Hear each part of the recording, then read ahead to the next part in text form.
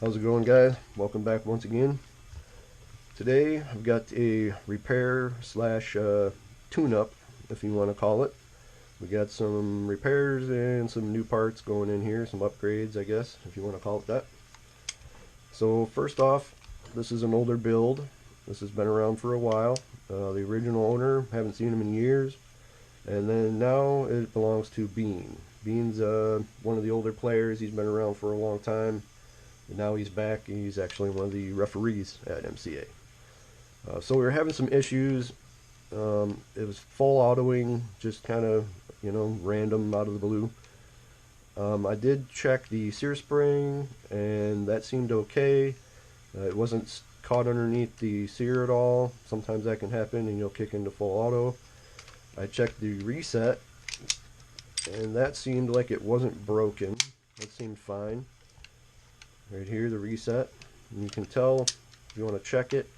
Cock your hammer back, look down in there at the firing pin inside there, push your reset down, your firing pin goes back. Now your reset should stay down. If that's broken, it's gonna be rattling around and it'll actually catch, but the top part will, be loose and shaking around in there. So that wasn't broken, that was fine. I took it out on the field. I shot it with my adapter in it. It seemed to work fine. I took his adapter out there. I used his adapter. It seemed a little bit lower FPS. It wasn't the loud pop like mine was. Still having issues, so I said, alright, I'll take it home with me. I'll go through the whole thing. Went through the thing. Turned out it was the inner chassis, the little post here that holds the sear on this side. The post snapped off, so the sear wasn't, stable. It was loose, rocking around in there. That can cause the same issue. Usually the three issues, main issues you're going to have if it's going into full auto. So switch that out. I happen to have a spare, luckily. Put everything back in here. I've checked everything out. Everything looked good. Everything seems good. It does operate and function now. I did a couple of test shots and it's firing good. Onto the upper, we did a new hop-up unit. Obviously this was the hop-up unit, and this probably broke just from the full auto cycling. I'm gonna guess that broke during the time that it went into full auto and just kind of blew up. So put the new TTI pop-up unit in here, and actually Julian was the one that went ahead and took care of this for me. They attempted to do it, and I could tell right away the blowback unit, or the bucking wasn't seated properly. So Julian grabbed that and took care of that real quick, got that together. Also the outer barrel was really loose and wobbly and stuff, so I put some O-rings in there, took care of that problem. It's nice and tight now.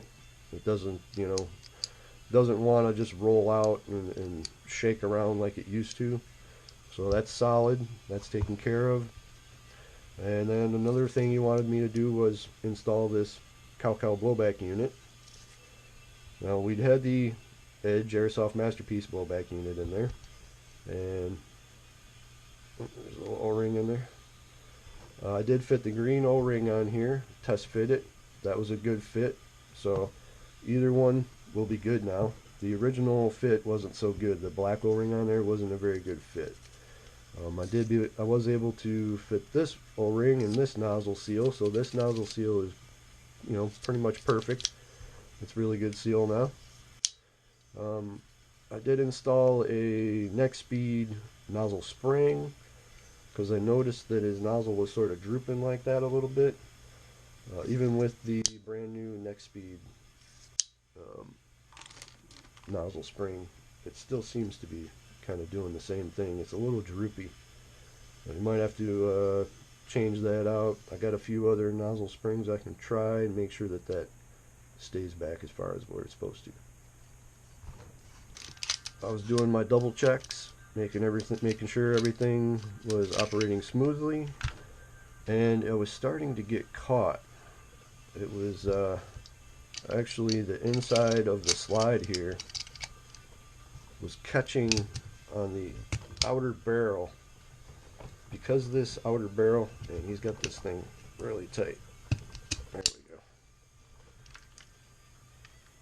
Because the outer barrel is stainless steel and the slide is aluminum, it was creating some damage right here on the inside of the slide, and it actually sort of rolled this edge over, and it was catching on the hop-up unit right there. So it would get caught, bam, right there. It was catching on the edge of the hop-up unit. I'm not sure if the hop-up unit is slightly, larger, than the stock one or whatever, or just the design on the edge here. It might just be a little bit sort of larger on the edge on the side there, but anyways, I went in and I had to do some work. I filed this down here, smoothed the edge out, and you can kind of see on the other side too, right here, there's some damage on there from this aluminum slide smacking up against the stainless steel barrel. That's normal. It's been that way for years. Most of us have switched over to aluminum barrels, or myself, I've switched over to the 3D printed nylon barrels because they're quieter. They don't make that loud slap when they, metal on metal contact, and they don't cause any damage like this to your slides. I am going to recommend that he switch this barrel probably over to the 3D printed. I have one black one left. So that was pretty much it. I'm going to be taking it back to the field today. We got the Star Wars event going on May the 4th. Today's Saturday. And he doesn't know about this, but I threw this on here. If he likes it, I'll work out some kind of deal with him.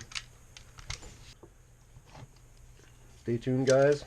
Up next, I'm going to be doing a video on this TTI Hot Wheels blowback unit I've just installed in my pistol. This was something that I've kind of been waiting for years now, so hit that like and subscribe. Get ready for that video to drop. I'm going to take this to the field, use it, then I'll make the video and get back to you guys on my thoughts on that. As always, have a good one. Play with honor.